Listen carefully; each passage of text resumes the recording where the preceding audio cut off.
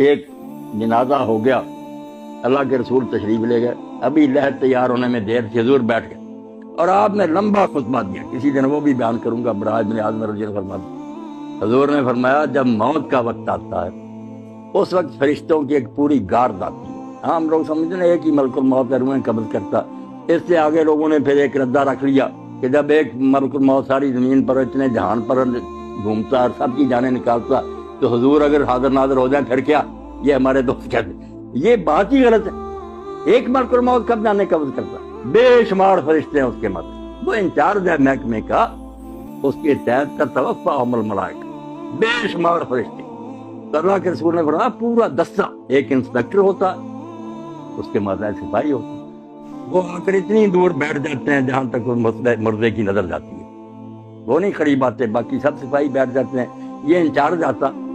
اگر وہ نیک ہے اس کے پاس جنت کا خوشبو سے بسا ہوا رومال ہوتا، سنگاتا، اسے اللہ کا سلام کہتا اور کہتا چل اپنے رب کی طرف، تیرا رب تجھ سے خوش ہے، تو اس سے خوش۔ خوشی خوشی اس کی روح روانہ ہو جاتی۔ برا جو ہے نا ڈرونی شکلیں جیسے ہتھکڑیاں ہوتی ہیں پولیس کے پاس، جو برا مردہ اس کے لیے جو فرشتے ہی آتے ہیں نا اس سے اسے پتہ چل جاتا ہے کہ میرا انجام اب کیسا۔ مسکراتے چہروں کی بجائے ڈرونی شکلیں، بدبودار رومال، غضب آلود نگاہیں، وہ چھپتی پھرتی پھر نکالتے مار مار، اور اسی وقت جب وہ رومال میں اس کو لپیٹتا دوسرے سپاہی آگے آ جاتے ہیں، اس سے وہ وصول کر لیتے ہیں، نیک روح تو لے کر جاتے ہیں۔ اللہ کے رسول صلی اللہ علیہ وسلم جہاں جہاں سے گزرتے ہیں خوشبو پھیلتی جاتی اور ساری مخلوق کہتی ہے مرحبا، مبارک ہے تیرا آنا یار، تو نے ہم سب کو نہ مت ترک۔ اور اگر برا کہ بدبودار رومال، بدبو پھیلتی اور سارا جہان لعنت کرتا کہ تو کیسی منحوس روح ہے، ہمارا دماغ ہی خراب کر۔ آسمانوں پر جاتے ہیں، پھر وہاں اجازت مانگتے ہیں کہ دروازہ کھولا جائے، کھولتے جاتے ہیں نیک کے لیے، 7 آسمان پر کے اللہ کی عدالت میں لے جاتے ہیں،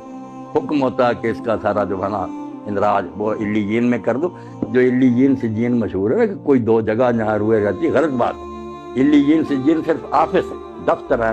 وہاں نیک لوگ جو ان کا اندراج ہو جاتا ہے کہ یہ شخص فوت ہو گیا، اس کی پوری کتاب جو زندگی تھی وہ بھی جمع کرا دی جاتی کہ یہ اس کا سارا ریکارڈ۔ دوبارہ حکم ہوتا ہے کہ زمین میں سے میں نے اس کو پیدا کیا، وہیں لے جاؤ، زمین سے دوبارہ اس کو پیدا، وہ روحیں واپس آ جاتی ہیں پھر اسی قبر کی طرف۔ برے کی روح لے کر جاتے ہیں، جب حضور صلی اللہ علیہ وسلم فرمایا، اللہ کہتا نہ آسمان کے دروازے نہ کھولو، میرے دربار میں نہ دفع کرو، اس کو گزار دو، اس کو 7ویں زمین کے نیچے پھینک دو، وہیں رہ، وہاں سے نکالیں۔ لمبی حدیث ہے جو حضرت سے برائے ابن عازم ہے۔ نیک لوگوں کی روحیں خوشی میں ہوتی، کیسی پاک زندگی ان کی۔ حدیث پاک میں آتا ہے سنن ابن ماجہ کے، جب اس کو فرشتے آ کر حساب کے لیے کہتے ہیں نا کہ جواب دو انسانوں، تو منظر دکھایا جاتا ہے سورج غروب ہونے کا۔ جب وہ مردہ ہوش میں آتا ہے اور فرشتوں کے سوالوں کے جواب دینا چاہتا، دیکھتا ہے کہ سورج غروب ہو رہا، عصر کا وقت بھی تنگ ہو گیا، تو وہ کہتا دعو نہیں سر، مجھے ذرا مہلت دو، میں نماز پڑھ لوں۔ وہ کہتے ہیں اللہ یار تو اسے کیا حساب لینا، جس کو اس وقت کی نماز یاد، مگر یہ حال ان کا ہی ہے نا جو زندگی میں نمازی رہے،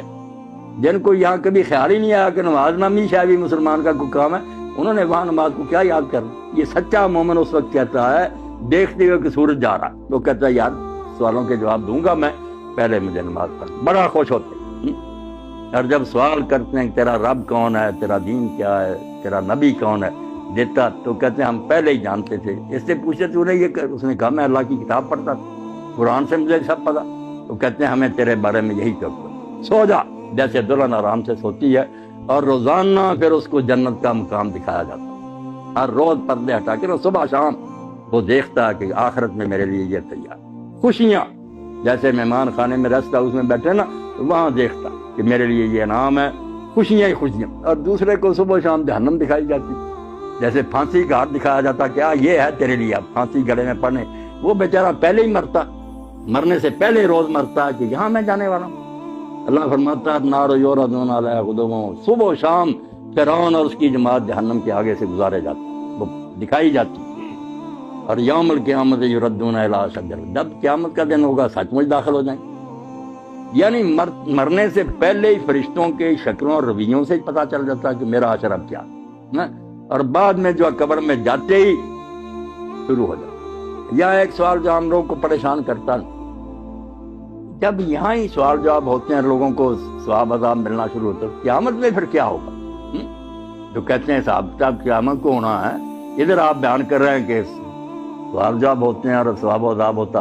یہ بھی آپ لوگ سمجھدار ہیں، سمجھنے کی بات ہے، ورنہ پریشانی ہوتی۔ آپ سارے لوگ واقف ہیں اس سے کہ ایک ہے حوالات کہ زیر تفتیش مجرم وہاں رکھی ہو، ایک جوڈیشل جیل ہے کہ مقدمہ چلا، فیصلہ سنایا گیا، پھر جس وارڈ میں جانے کے وہ لائق ہے وہ سزا سنا دی گئی، اس کو بھیج دیا۔ جہنم ہے جوڈیشل جیل، پورا مقدمہ سماعت ہو کے کس قسم کا مجرم ہے کہاں بھیجا جائے، یہ قیامت کے دن ہوگا۔ اور یہ جو ہے یہ صرف سرسری بات پر، جیسے پاسپورٹ دیکھا، ویزا دیکھا، چلو ادھر اس کو بھیج، یہ صرف ایسے ہے کہ یہ مہمان خانے میں بیٹھے ہوئے ہیں، خوشیاں منا رہے ہیں کہ آخری دعوت ہمارے لیے یہ ہے، جنت دکھائی جاتی ہے، برے ڈر رہے ہیں۔ اب یہاں یہ بھی سوال پیدا ہوتا ہے کہ ساتھ ساتھ ہی کیوں نہیں معاملہ طے ہو جاتا؟ اللہ تعالیٰ کو صابر ابھی فیصلہ کر دے، اس کو جہنم بھیج دے، اس کو جنت۔ یہ کیوں ہے دو مرحلے کے؟ قبر میں صرف سرسری بات پرس ہے، آخرت میں پھر جہنم میں جنت ہے۔ یہ چیزیں آپ چونکہ پڑھے لکھے ہیں اور یہ چیزیں ضرور کی ہیں کہ عقیدہ جو آخرت کا اس کو سمجھے تھے۔ بات اصل میں یہ اور بڑی نازک بات ہے جو قرآن حدیث نے بتائی، توبہ توبہ ہم اس کی طرف دھیان نہیں کرتے کہ نیکی بدی وہ نہیں جو آپ نے مرنے تک کی،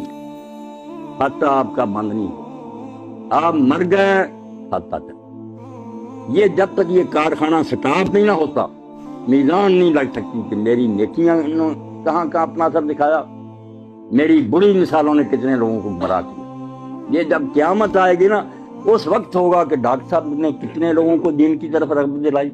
ان کی وجہ سے کتنے لوگ دیندار بنے، انہوں نے اپنی اولاد کو، یہ سارا حصہ قیامت کے دن نکلنا۔ اللہ کہتا ہے نکتب ما قدموا وآثارا،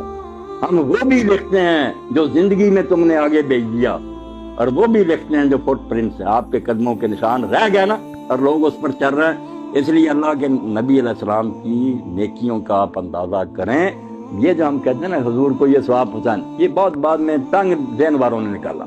رسول اللہ کو پہنچانا کیا؟ جو نیکی امت کرتی ہے نا، میں نے قرآن پڑھا،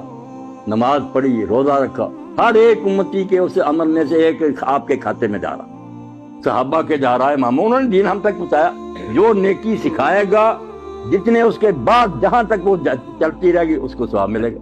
یہ ایسا بینک کا کھاتا ہے جو بند نہیں ہوتا۔ اور برائی بھی اگر آپ نے شروع کر دی کہ اچھا بڑا گاؤں تھا، آپ نے کوئی لڑکی اغوا کر دی، کوئی قتل کر دیا، دشمنیاں ہو گئیں، آگے خون خرابے قیامت تک چل رہے ہیں، تو آپ کو ایسا نہیں ملنا۔ اگر ہٹلر نے جنگ عظیم لگا دی اور ساری مہنگائی ہوگی، دنیا مر گئی، تو اس کو ثواب مل سکتی ہے دنیا میں؟ کون سی عدالت تھی؟ اس کے پاس کتنی زندگیاں تھی کہ اس کو بار بار ایک ایک کے بدلے مرا، لاکھوں تو انسان مرے ہیں۔ اب قیامت کا دن کیونکہ وہاں بار بار زندہ ہونا، بار بار مرنا، یہ عدالت نے سنا اس کو اتنی بار پھانسی دی ہے۔ یہ بیچارے کہتے ہیں قانون کے مطابق اس کو دینی تو چاہیے مگر دے نہیں سکتے، وہاں سچ مچ جیت جائے گی۔ تو یہ نیکی اور بدی کا جو لمبا چوڑا تصور ہے کہ نیکیاں بھی جہاں جہاں جا رہی ہیں یہ بھی آپ کے کھاتے میں پڑی ہیں۔ اسی لیے اللہ کے رسول علیہ السلام فرماتے ہیں آدم کا پہلا بیٹا جس نے اپنے بھائی کو قتل کیا، اب جب قتل ہوتا ایک گناہ اس کے کھاتے میں اور قتل کا پڑتا جاتا کہ تو نے یہ سننا شروع کی۔ اگر یہ بد رسم تو شروع نہ کرتا تو کیوں انسانوں میں قتل؟ اب جب تک قیامت نہیں آتی آپ سمجھ گئے کہ کھاتا نہیں پتا چل سکتا کہ اس کی نیکیاں کتنی بنی، برائیاں کتنی بنی۔ اس لیے محتاط رہنا چاہیے کہ میں اپنے طرز عمل سے کہیں اولاد کو گمراہ نہ کر دوں، میرے دوست نہ بگڑ جائیں، میرا خطبہ سننے والے نہ، میں مر جاؤں گا مگر میرے گناہ کی جو گٹھڑی ہے یہ بھاری ہوتی جائے گی۔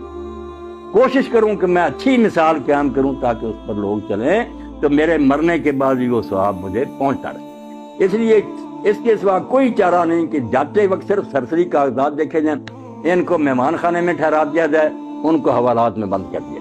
اور انتظار کریں آخری عدالت کا کہ جب آخری عدالت آئے گی پھر ہاتھ پاؤں بولیں گے، فرشتے گواہی دیں گے، زمین بولے گی، سارا تیرے نیکی بری کا کچا چٹھا آ جائے گا، جنت دوزخ کا فیصلہ اس وقت ہوگا۔ اور جنت دوزخ بھی کوئی ایک نہیں، اب جنت کا نبی علیہ السلام نے فرمایا کہ تم سمجھو بس جنت میں چلے ایک برابر ہے،